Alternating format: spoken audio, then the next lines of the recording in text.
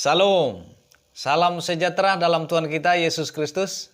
Pada kesempatan ini kembali berjumpa dengan saya, Caleb Lelo, dan saya akan berbicara kepada kita sekalian mengenai motivasi bergereja. Tetapi sebelum itu kita mendengarkan dulu kebenaran firman Tuhan yang saya bacakan bagi kita sekalian yang terdapat di dalam Ibrani pasal yang ke-10 ayatnya yang ke-22. Janganlah kita menjauhkan diri dari pertemuan-pertemuan ibadah kita seperti dibiasakan oleh beberapa orang, tetapi marilah kita saling menasihati dan semakin giat melakukannya menjelang hari Tuhan yang mendekat. Bapak Ibu Saudara yang diberkati oleh Yesus Kristus, pergi ke gereja pada zaman ini kita tidak pernah akan bertumbuh mencapai kehidupan yang maksimal serupa dengan Yesus tanpa penilaian yang jujur sehubungan dengan perbuatan motivasi kita sendiri. Nah, saudara, apakah yang mendorong kita untuk hadir di gereja dari minggu ke minggu, dari bulan ke bulan, bahkan dari tahun ke tahun, sepanjang umur kita? Pada zaman ini, mungkin ada beberapa orang pergi ke gereja karena merasa sebagai kewajiban di dalam kehidupannya. Mungkin juga beberapa orang pergi ke gereja karena mendapatkan gereja sebagai tempat yang baik untuk menjalankan bisnisnya. Mungkin juga beberapa pergi ke gereja karena kawan-kawan mereka pergi ke gereja dan gereja menjadi pusat dari kehidupan sosial mereka. Mungkin juga beberapa dari mereka pergi ke gereja untuk mendapatkan penghiburan dan ketenangan di dalam kehidupan mereka. Atau mungkin juga beberapa dari mereka pergi ke gereja karena mau mendengar khotbah yang baik. Mungkin juga beberapa pergi ke gereja untuk menyenangkan pasangan. Yang lain pergi ke gereja untuk mendapatkan pasangan di dalam gereja itu. Bahkan ada yang pergi ke gereja karena untuk menjauhi pasangan. Saudara-saudara pergi ke gereja pada zaman ini dengan motivasi yang berbeda-beda. Tetapi pergi ke gereja pada zaman perjanjian baru sangat sulit. Karena dapat menyebabkan kita kehilangan harta benda. Bahkan nyawa kita sekalipun. Jadi mengapa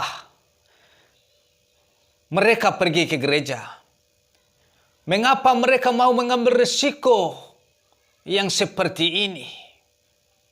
Yang pertama, mereka datang untuk mendengar Yesus dan untuk disembuhkan oleh Dia.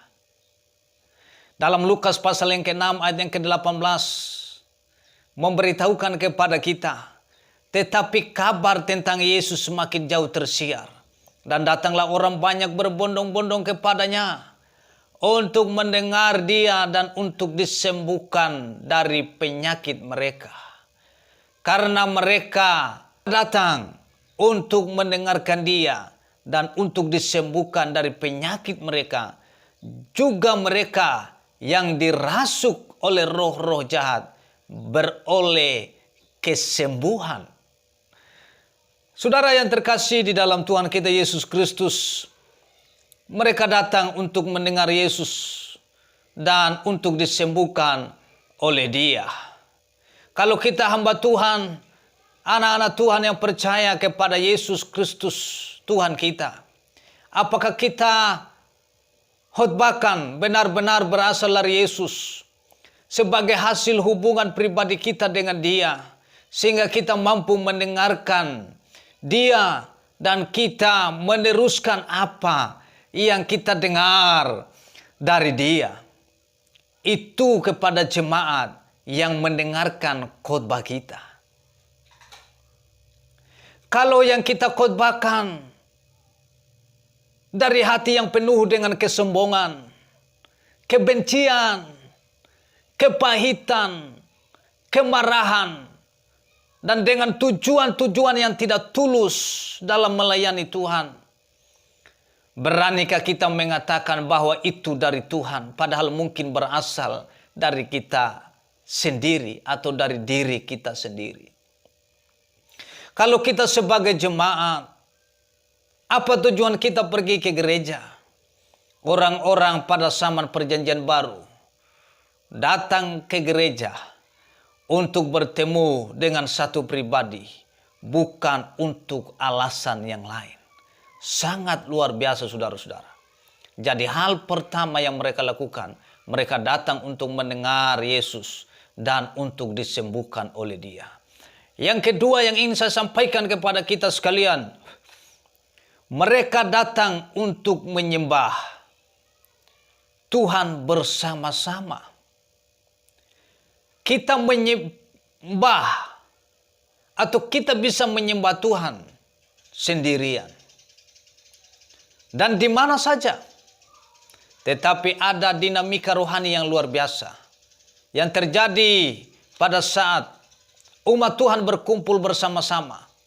Menyatakan kerinduan yang tidak dapat dihalangi oleh apapun terhadap Tuhan Yesus Kristus. Kita masuk ke hadirat Tuhan pada saat kita dengan sungguh-sungguh dan dengan bersemangat meyakinkan bagi Dia ucapan syukur dan pujian syukur. Firman Tuhan berkata, bersorak-soraklah bagi Tuhan, hai seluruh bumi, beribadahlah kepada Tuhan dengan sukacita, datanglah di hadapannya dengan sorak-sorai. Ketahuilah bahwa Tuhan Allah, Dia yang menjadikan kita, dan punya Dialah kita, umatnya, dan kawanan domba, gembalaannya. Masuklah melayani, masuklah melalui pintu gerbangnya dengan nyanyian syukur, ke dalam pelantarannya dengan puji-pujian. Bersyukurlah kepadanya dan pujilah namanya, sebab Tuhan itu baik, kasih setianya untuk selama-lamanya, dan kesetiaannya tetap turun-temurun. Berdasarkan Mazmur pasal yang ke-100 ayat 1 sampai ayat yang ke-5. Hadirat Tuhan sedemikian kuat dinyatakan selama ibadah bersama-sama, sehingga orang-orang Kristen perjanjian baru rela mempertaruhkan nyawa mereka agar dapat ikut ambil bagian di dalam pengalaman itu. Saudara-saudara, sungguh sangat luar biasa ibadah pada zaman perjanjian baru itu. Yang ketiga yang ingin saya sampaikan kepada kita sekalian, mereka berkumpul bersama-sama untuk dilengkapi bagi pekerjaan pelayanan.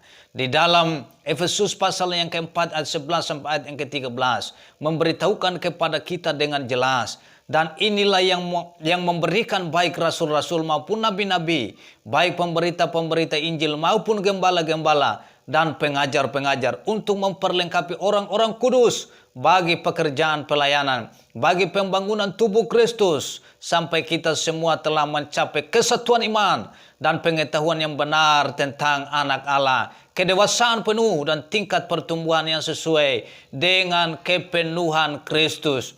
Saudara yang diberkati oleh Yesus Kristus, Tuhan tidak pernah mengutus rasul-rasul, nabi-nabi, penginjil-penginjil, gembala-gembala, dan pengajar-pengajar hanya untuk melakukan pekerjaan pelayanan. Tanggung jawab utama mereka adalah untuk memperlengkapi dan mempersiapkan umat Tuhan bagi pekerjaan pelayanan. Inilah cara utama melaluinya. Saudara-saudara yang diberkati oleh Yesus Kristus Tuhan kita, anggota-anggota gereja akan menjadi kurang bersemangat dan tidak mampu menggenapi amanat agung sejauh hanya beberapa orang saja yang melakukan pekerjaan pelayanan itu. Saudara-saudara yang diberkati oleh Tuhan kita Yesus Kristus, contoh perjanjian baru untuk pelayanan ditetapkan oleh Yesus, jika ada orang yang mampu melakukan semua pekerjaan pelayanan sendirian, dia adalah Yesus Kristus. Tetapi sebaliknya, daripada melakukan hal itu sendirian, dia melatih 12 murid yang selanjutnya melatih orang lain untuk melakukan pekerjaan pelayanan. Saudara-saudara yang diberkati oleh Yesus Kristus, mari kita semua memperlengkapi diri kita untuk kita bisa memperlengkapi orang lain untuk pekerjaan pelayanan Yesus Kristus Tuhan kita. Yang keempat yang ingin saya sampaikan kepada kita, mereka pergi ke gereja untuk dikuatkan dan dibangun di dalam Kristus Tuhan kita. Saudara-saudara, firman Tuhan berkata, jadi bagaimana sekarang saudara-saudara? Bila mana kamu berkumpul, hendaklah tiap-tiap orang mempersembahkan sesuatu. Yang seorang mazmur, yang lain pengajaran, atau penyataan, atau karunia bahasa roh, atau karunia untuk menafsirkan bahasa roh. Tetapi semuanya itu harus dipergunakan untuk membangun. Saudara yang diberkati oleh Yesus Kristus, membangun atau menguatkan anggota gereja tidak akan terjadi melalui pelayanan satu orang saja. Membangun atau menguatkan anggota gereja tidak akan terjadi melalui pelayanan satu orang. Paulus mengatakan bahwa setiap anggota hendaknya membawa sesuatu ke dalam gereja. Berarti masing-masing kita, anggota gereja, dapat memberikan kontribusi untuk membangun orang lain yang hadir pada saat ibadah itu berlangsung. Paulus mendaftarkan 5 hal: mazmur, pengajaran, penyataan Allah, karunia bahasa roh, dan karunia menafsir bahasa roh sebagai petunjuk sederhana tentang hal-hal yang kita bisa bawa ke gereja untuk membangun, menguatkan saudara kita dan saudari kita dalam Kristus Tuhan kita.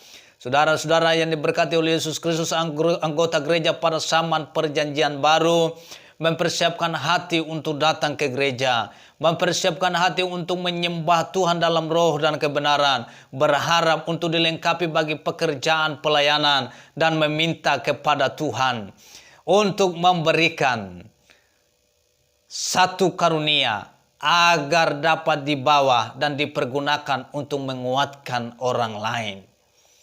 Saudara yang diberkati oleh Yesus Kristus, kita harus mengubah pikiran dan motivasi kita, serta menetapkan satu sikap radikal bahwa kita ke gereja untuk bersatu dengan orang-orang yang sama-sama ditebus oleh darah Yesus Kristus.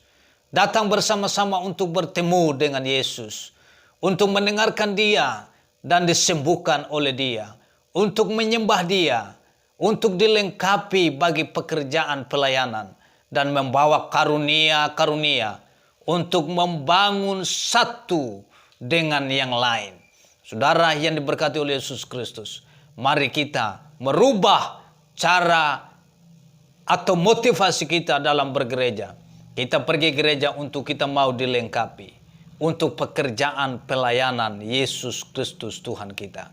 Inilah kebenaran firman Tuhan yang bisa saya bagikan bagi kita sekalian. Salam, Tuhan memberkati kita. Tapi sebelum itu kita berdoa.